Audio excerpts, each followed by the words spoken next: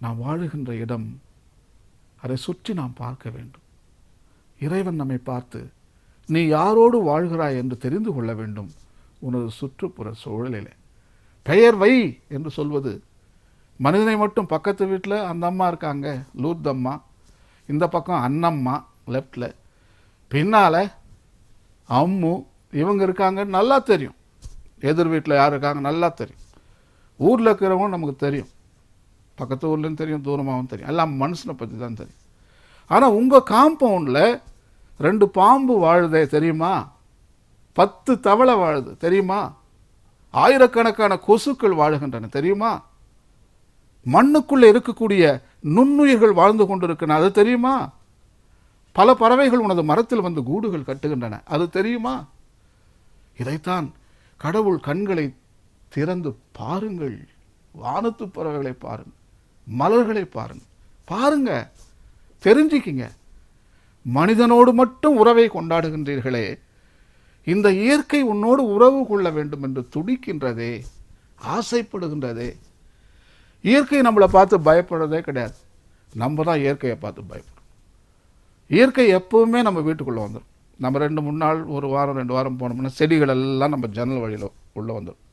நம்ம என்னதான் வீட்டை மூடினாலும் அந்த தூசி துகள்கள் நம்ம டேபிளில் எப்படி வருது? Magic, magic. எல்லாத்தையும் மூடி வச்சுருக்கோம். ஆனால் எப்படி இந்த துகள்கள் நம்ம ரூமுக்குள்ளே, நம்ம டேபிள் மேலே, நம்ம பெட்டு மேலே வருது? அதே மாதிரி நமது வீட்டை பார்த்து தவளைகள் வருகின்றன. லைட்டு போட்டால் போதும், கடவுள் விரும்புகின்ற அந்த இன்செக்ட்ஸ், புழு பூச்சிகள் ஓடி வருது. பாம்புகள் கூட வீட்டுக்குள்ள. ஸோ அவையெல்லாம் நம்மோடு உறவு கொள்ள வேண்டும்.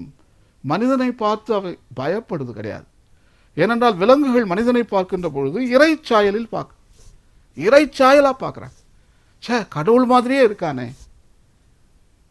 ஆனால் அவங்க கிட்ட வந்த பாடு அவங்க கண்டுபிடிக்கிறாங்க, இவங்க இறைச்சாயல், உண்மையான இறைச்சாயலா. ஏனென்றால் நமது உறவு, அவர்களை அடிக்கிறோம், சாகடிக்கிறோம், அவர்களை இம்சைப்படுத்துகின்றோம். இயற்கைக்கு நம்மை பார்த்து பயம் கிடையாது, நாம் தான் இயற்கையை பார்த்து பயப்படுகிறோம். இயற்கை பார்த்தவுடன் பயம். ஐயோ ராத்திரி பயம், ஐயோ பாம்பு, பாம்புன்ட்டு கூட ஒழுங்காக நம்மளால் சொல்ல முடியாது, அவ்வளவு தூரம் வார்த்தையே வராது வாயில். எல்லாவற்றையும் பார்த்து பயம். ரத்தமென்னா பயம், மேலிருந்து கீழே பார்த்தா பயம்.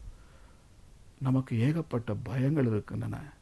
இதைத்தான் அழகான வார்த்தையிலே சொல்லுவார் எட்வர்ட் ஓ வில்சன் என்று சொல்லக்கூடிய அமெரிக்கா எழுத்தாளர், விஞ்ஞானி சொல்லுவார், பயோஃபோபியா